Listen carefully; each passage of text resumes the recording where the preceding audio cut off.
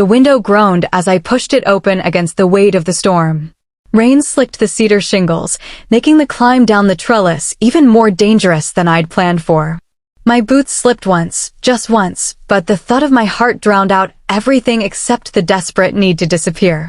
Below, the world was dark except for the cold, flickering glow of the street lamp down on Maple Hollow Drive. I could see the waiting car, hazard lights blinking like a silent countdown. My breath fogged the glass as I crouched on the roof's edge. Every second felt like it might be my last as Alara Rivers, obedient daughter, perfect student, invisible disappointment. I didn't look back. The last time I did, I saw my sister Seraphine's glittering gold heels by the door, freshly delivered from Milan. She'd never wear them more than once, but they still cost more than my semester tuition. I jumped. The rain caught me like a gasp, ice on skin. I landed hard, knees buckling into the mud, backpack slamming against my spine. But I didn't stop moving. I ran for the car like it was the only place left on earth that could keep me breathing. And in the driver's seat, there she was. Diane Ashcroft, the woman my parents never mentioned in public. The black sheep. The dropout. The aunt who left our family like it was a house on fire. Her hand slammed the passenger door open without a word. She looked at me once, just once, and her eyes said everything. Get in. We run now. You'll explain later. And I did. I threw myself into that car like it was a lifeboat, and we were already surrounded by water. The wheels spun once in the mud before catching pavement.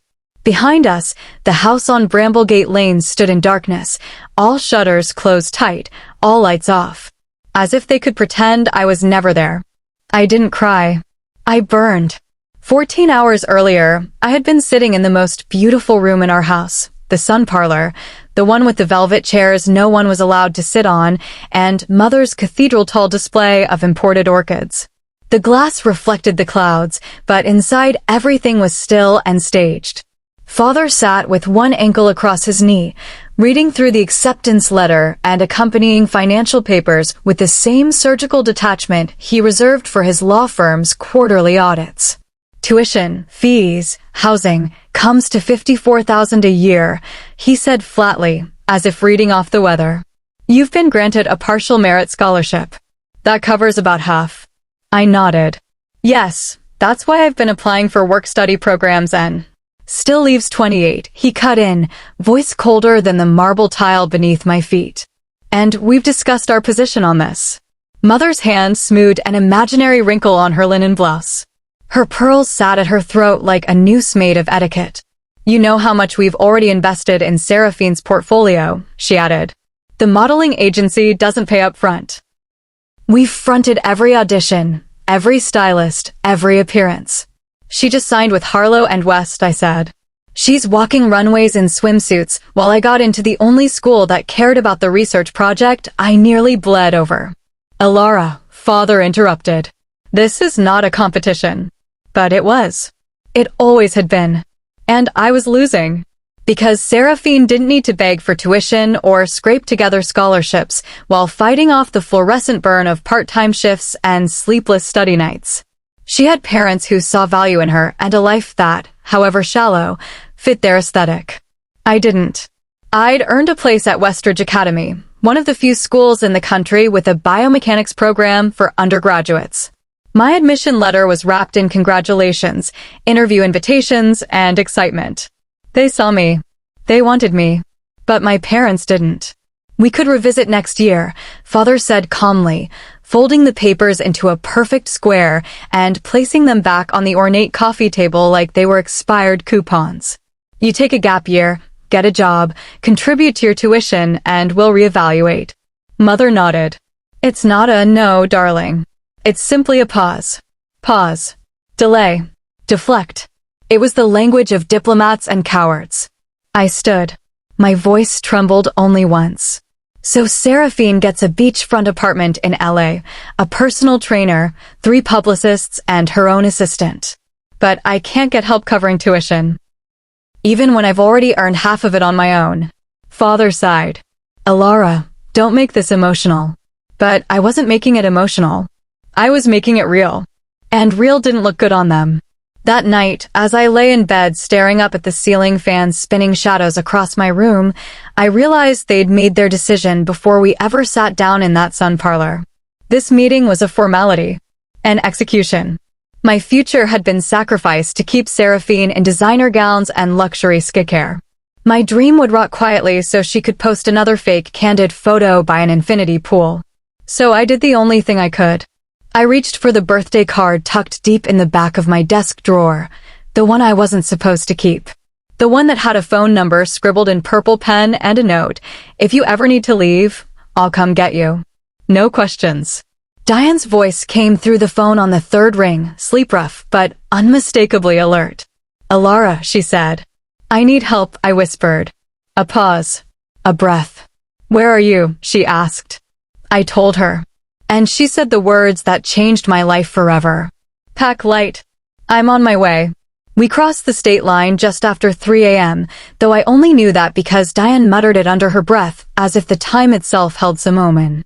Her hands, knotted tightly around the steering wheel of the beat-up Subaru she'd probably rebuilt herself, didn't tremble once despite the winding black ribbon of road slicing through the mountains. Her headlights cut tunnels through the fog, but everything else, our direction, our plan, our next stop, was as undefined as the dark. I kept my eyes on the dash light, watching the fuel gauge flirt with empty, not because I cared, but because looking ahead meant seeing too much. Too much of the unknown. Too much of what I'd just left behind. Too much of what I still couldn't admit hurt more than it should have. The backpack at my feet felt heavier than it had when I packed it, probably because it carried more than clothes and paperwork. It carried the severed weight of years trying to become someone worth choosing, worth fighting for, only to learn that excellence is nothing when measured against glitter. "I thought about calling first," I said after an hour of silence, my voice rough from holding too much back. "But I was afraid you'd say no." Diane didn't take her eyes off the road, but one hand flicked the windshield wipers up a notch as rain pelted harder against the glass. "Alara, I meant what I wrote in that card. I don't say things I don't mean." A beat passed. Then two. "And I wouldn't have said no," she added, quieter. "Not ever." Something inside me cracked, a tiny fracture splitting wide across a dam I'd been patching together for years with good grades, polite smiles, and perfected silence. That fracture didn't give way to tears, though. Not yet.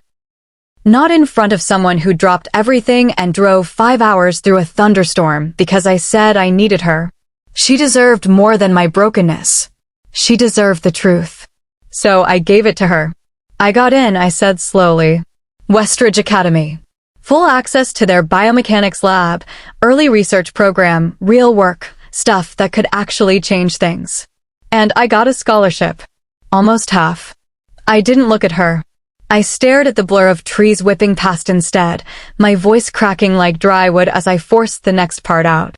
"They said no because they couldn't cover the rest. Said the money was already allocated." "Allocated to what?"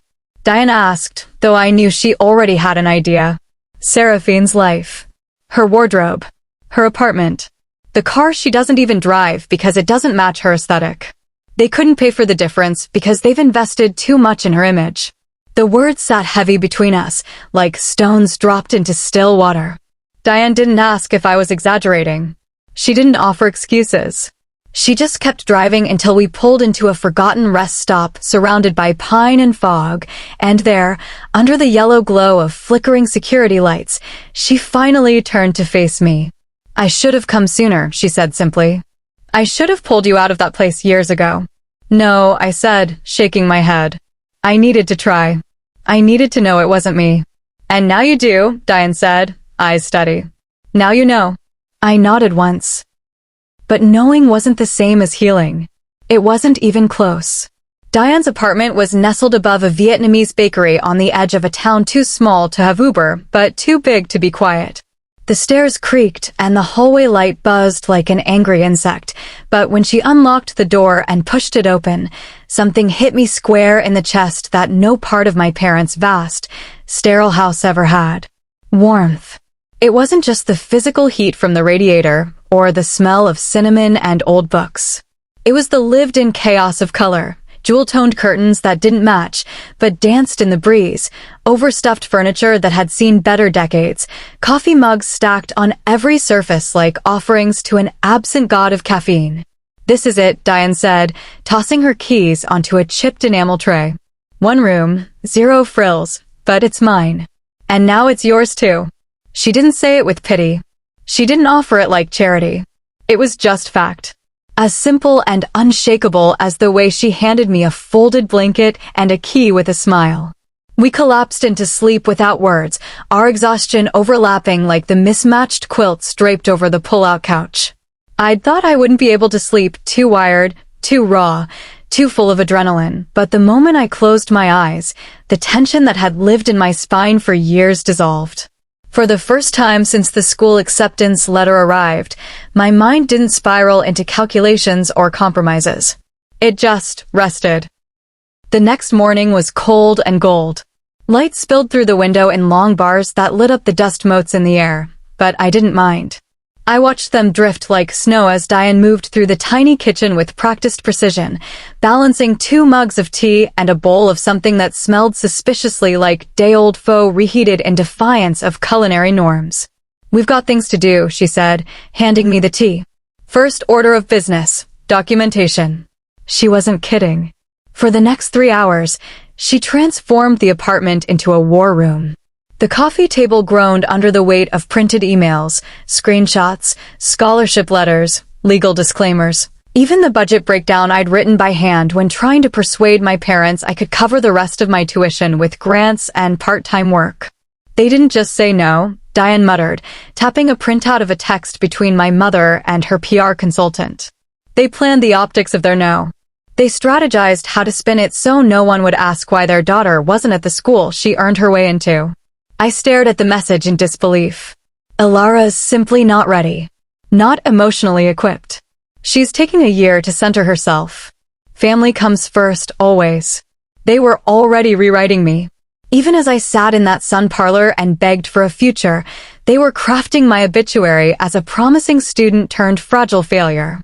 And somehow, that hurt more than the initial betrayal. Diane saw it. She saw everything. Which is why, when my phone buzzed with a message from my mother reading, "Please refrain from drama. Seraphine has a shoot today. Don't distract from her success," I didn't cry. I laughed. Not because it was funny, but because I'd finally hit the part of grief where fury sounds like humor. Diane didn't flinch. She just poured more tea, printed another page, and said the words that changed everything. "They thought they could write your story for you." I looked up. "But you're the one holding the pen now." And for the first time in my life, I believed that might be true. The first letter came 2 days after we finished building the case file. It didn't arrive in the usual way, not in the mailbox or slipped under the door by the cheerful Vietnamese bakery owner who greeted us every morning with sesame buns and a smile. No, this envelope was delivered by hand. Unmarked. Tucked carefully between the screen door and the frame in a way that said someone wanted us to find it, but didn't want to be seen. Diane was the one who spotted it first. Her sharp eyes caught the edge of cream paper as she returned from her night shift, hair pulled back in a messy bun and her shirt collar damp from the morning fog. "Ilara," she called, voice tight. "We've got company." I was at the tiny kitchen table, hunched over an application for a community mentoring program, the same one Diane insisted I'd try. Not because I owed the world anything, but because, she said, the world needed someone who'd learned how to survive it. When I opened the door and took the envelope from her, something about it immediately made my skin crawl. No return address. No stamp. Just my name, printed in blocky, typewritten letters like a ransom note from another era. Inside was a letter from my parents' attorney. Not my father, who specialized in corporate litigation, but one of his well-oiled colleagues from a firm so pristine it had its own cologne. The wording was clean, polite, and cold. They were invoking temporary guardianship concerns due to Ilara's recent erratic behavior and potential emotional instability. The letter ended with a court date and a vague promise of reunification strategies. I stared at it in silence for a full minute before speaking. "They're trying to paint me unstable."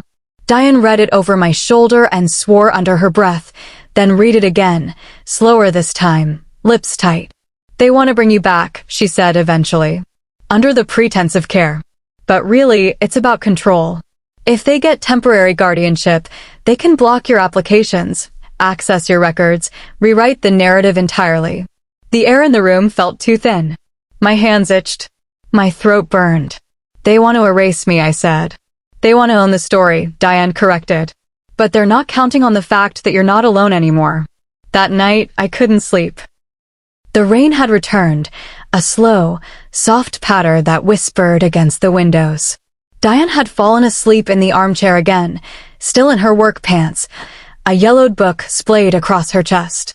I crept to the window, the one that overlooked the narrow street and the rows of shuttered storefronts below. That's when I saw him. A man in a gray jacket leaning against the lamppost across the street. Smoking. Not doing anything, not pacing, not watching. Just there. Too still. Too deliberate. I blinked and he was gone. I told myself it was my imagination. But in the morning, a fresh cup of coffee waited on the fire escape, still warm, steam curling into the air. Neither Diane nor I drink ours black. She didn't dismiss it. Not Diane. Her eyes darkened, and she said, "I know someone. If they're escalating, we'll need help, real help." She didn't say the name, only picked up her phone and stepped out onto the back stairwell, the one that smelled like old oil and cardamom from the bakery below. I watched her through the kitchen window, her profile sharp, voice low and clipped. When she came back inside, I was already packing a go bag without being asked. "Was he a friend?" I asked. Diane shook her head. "He was something else." We met him 2 hours later in a coffee shop that looked like it had been ripped out of a noir film, red leather booths, burned-out jukebox, the faint scent of cigarette smoke no one could legally explain. He was sitting in the back, facing the door. Of course he was. Gray jacket. Neat beard. Mismatched eyes, one steel gray, the other hazel. And the kind of silence that spoke louder than words. "Alara," Diane said, gesturing me forward. "This is Nolan Bexley." He didn't extend a hand. Didn't smile. Just nodded once. "Diane says you've got a truth no one wants to believe," he said. His voice was calm. Precise. The kind that could cut through a lie like a scalpel. "We have proof," I said, laying the folder on the table between us. Emails, text statements. They knew I had a scholarship. They knew I earned it. But they refused to pay the rest because they spent the money on my sisters. Brand, he finished for me. They invested in her like a stock. I stared at him. He opened the folder, flipped through the pages in practiced silence. Diane watched him with something unreadable in her expression, equal parts regret and trust. "Your parents are going to claim they were trying to protect you," Nolan said after several minutes. "They'll say you were overwhelmed, pressured, that you ran away in a mental spiral. They'll be lying." "Of course they will," he said calmly. "But lying with a good haircut and an expensive lawyer is often more convincing than telling the truth in secondhand clothes. What do we do?" He looked up at me then. Really looked. "You tell your story first." That night, we began building a platform. Not viral. Not explosive. But something quiet, clinical, irrefutable. Diane had contacts from her old days in journalism school before she dropped out to care for her dying mother. She knew which forums were trusted. Nolan had a friend who specialized in digital transparency protocols, which, it turned out, was a fancy way of saying he knew how to make sure the story couldn't be traced back to us until it was ready. And I wrote. For the first time, I put the entire truth into words. Not just the betrayal. Not just the rejection. But the years of silence. The way I'd been raised like a shadow trailing behind someone else's spotlight. The way the world expected me to be grateful for crumbs and stay quiet about hunger. We weren't trying to ruin them. We were trying to stop them from doing it to someone else. But they were faster than we thought. The next morning, we found Diane's car keyed from bumper to bumper. No cameras in the lot. No witnesses. Just a single word scrawled across the driver's side in sharp, angry lines. Traitor. Diane didn't speak. Just picked up the spray bottle and began to clean, her face expressionless. But Nolan was already on the phone. "It's time," he said. "They want to fight. Let's give them one." The courtroom smelled like lemon-scented polish and cold judgment. Everything gleamed too much, wood panels buffed to unnatural shine, flagpoles upright like spears behind the bench, and the judge's robe so crisp it looked starched into submission. I stood behind the defendant's table, Diane at my side, and Nolan positioned just behind us in the gallery, arms folded, eyes unreadable. Across the aisle sat my parents. Their lawyer was everything mine wasn't, tailored, charming, all polished edges and false sympathy. He leaned in, whispering something to my mother, who wore a soft blue cardigan over her usual pearls, her hair curled just enough to suggest she was maternal, not manipulative. Father, on the other hand, wore his usual courtroom face, that tight-lipped smile that said he was here to fix a mess he hadn't caused. But it was my sister's absence that said the most. Seraphine hadn't come.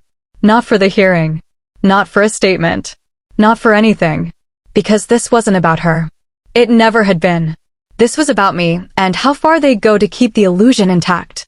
It started with the filings. Their petition painted me as emotionally erratic, citing my abrupt departure, refusal to communicate, and hostility in the face of parental concern. They framed Diane as a dangerous influence, estranged from the family, financially unstable, an opportunist feeding a young woman's delusions. They didn't mention my scholarship. They didn't mention the funds they funneled into Seraphine's brand maintenance, the luxury car she'd totaled last year in Malibu, the publicist she'd screamed at over her Instagram engagement metrics. They didn't mention the refusal to cover my tuition gap, even when it was less than their wine club budget. But we did. Diane's lawyer, an ex-activist turned courtroom fox named Amelia Cho, began with calm, devastating clarity. She didn't argue. She exposed. Every sentence was paired with receipts, emails, bank statements, voice recordings. The evidence was undeniable, and that's what made them so afraid. I watched my parents' expressions shift slowly through the hearing, from smug certainty to discomfort, then disbelief, and finally something sharper. Recognition. They hadn't realized I was capable of this. Of fighting. Of preparing. Of leaving without asking permission. I took the stand in the late afternoon, my palms cold but steady against the wood panel. The judge, a woman with hawkish eyes and silver streaks in her braid, gave me a single nod before motioning for my testimony. I didn't run away, I said, voice firm but quiet. I left because I was never truly there to begin with. No one interrupted. I earned my way into Westridge Academy. I secured half of my tuition on my own. I asked for help with the rest. They said no, because the money had been allocated. But not to necessities. Not to emergencies. To image. My voice cracked then, just enough to feel human, but I didn't let it break. I wasn't unstable.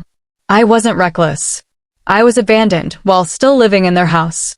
Every word landed with precision. Every breath felt like setting a bone that had been broken too long.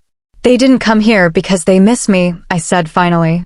They came here because I told the truth, and the truth threatens what they've built. The courtroom was silent when I stepped down. Even my father didn't look up. Not at first. But as I passed him, he reached out, one sudden, small movement, and touched my sleeve. His voice was barely audible. "Alara," he said, "this will ruin us." I stopped, not because I wanted to, but because I needed to hear what came next. "This will undo everything." I turned and looked him dead in the eye. "Then maybe you shouldn't have built everything on a lie." The judge didn't deliver a verdict that day. She asked for additional statements and scheduled a secondary review. But we knew, by the way her gaze lingered on Diane's file, by the way she questioned my parents' financial decisions, by the clipped tone she used when referring to Seraphine's expenses, we knew we had broken something they couldn't repair with money or charm. But winning the courtroom didn't mean we won the war. Not yet. The backlash came swiftly. 2 days later, someone leaked a piece of the case file. An anonymous forum post detailing a family scandal among an elite consulting firm. Without names, but enough detail for those in their circle to recognize who it was about. The ripple effect was immediate. Their firm's website crashed. Their highest profile clients vanished overnight. And Dr. Benjamin Carter, The same educational consultant who once gushed over Seraphine's extraordinary visibility released a public statement withdrawing all affiliations. My mother's social circle imploded. My father's firm issued a quiet leave of absence. But I felt no joy, only stillness. Because once the storm starts to settle, what you're left with is silence and the echo of everything you lost. That night, I found Diane on the fire escape again, sitting in her threadbare coat, staring into the fog. I thought it would feel like justice, I said, sinking beside her. She passed me a cup of tea without looking away from the street. It is justice, she said. But justice isn't joy. It's freedom. I watched the fog shift in the streetlight. And now what? She finally looked at me. Her eyes were soft, but filled with something unshakable. Now, you build something from the rubble. Something only you could build. It was spring again when I first stepped into the new building, the old brick structure on the edge of downtown Silverhaven Ridge that once housed a rundown accounting firm and 2 failing startups. The windows were tall and smudged, the floors scuffed, and a musty trace of abandonment clung to the corners like cobwebs of memory.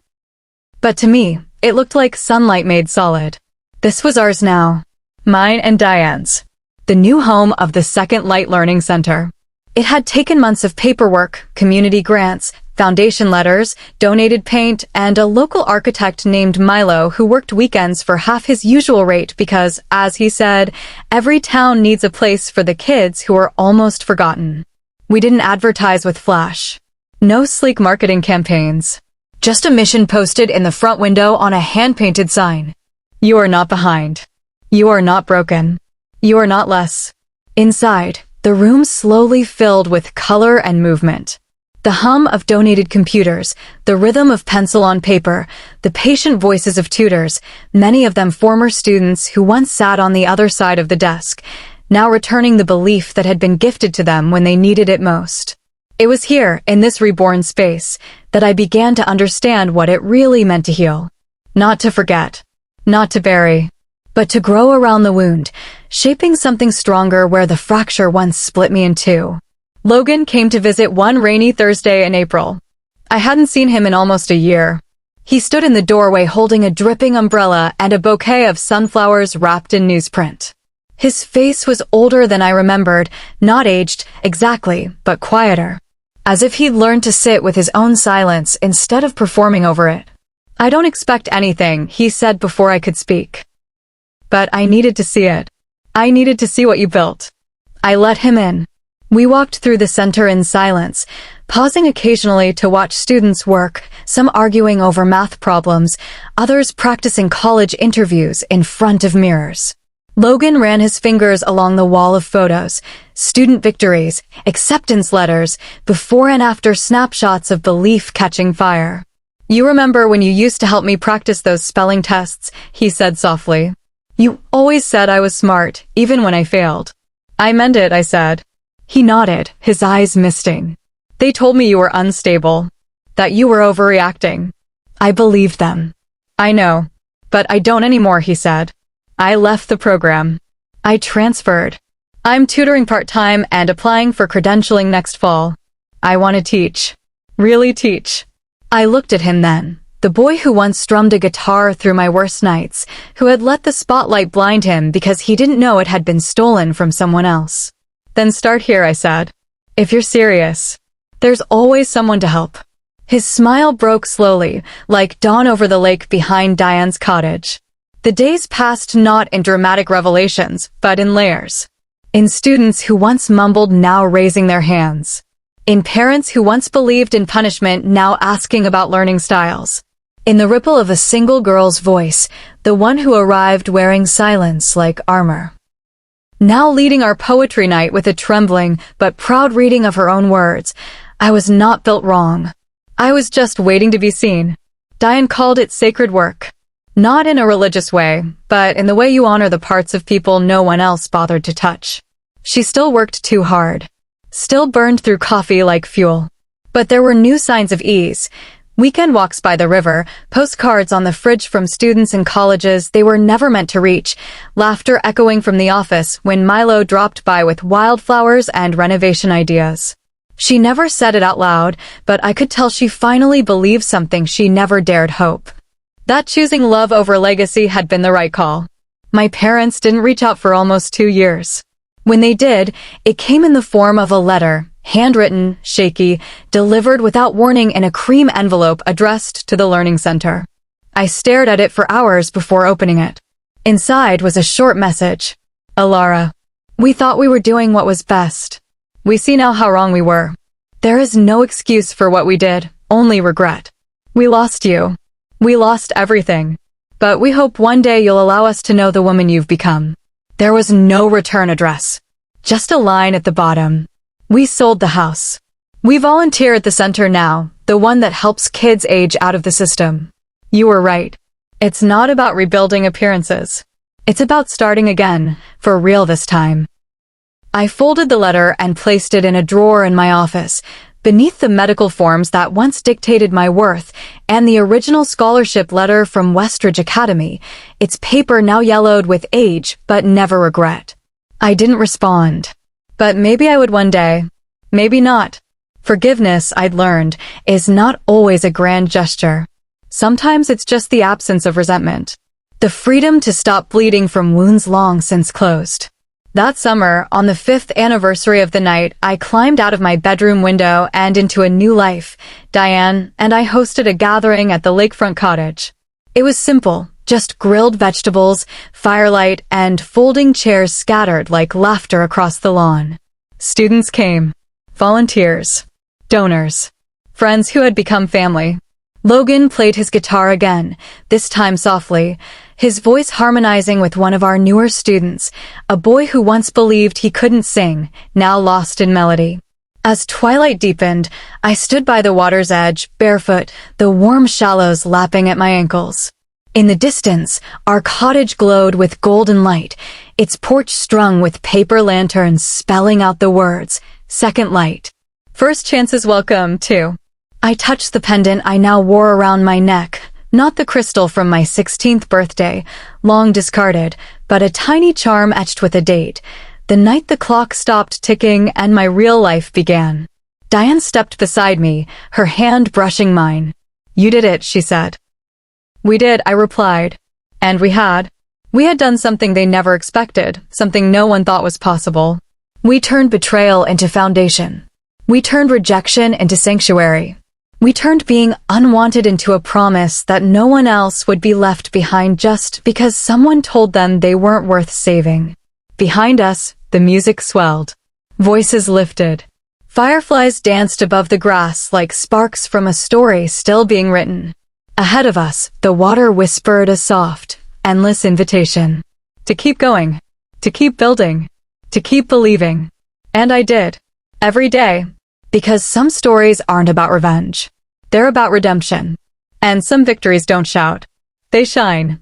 Quietly. Completely. Forever.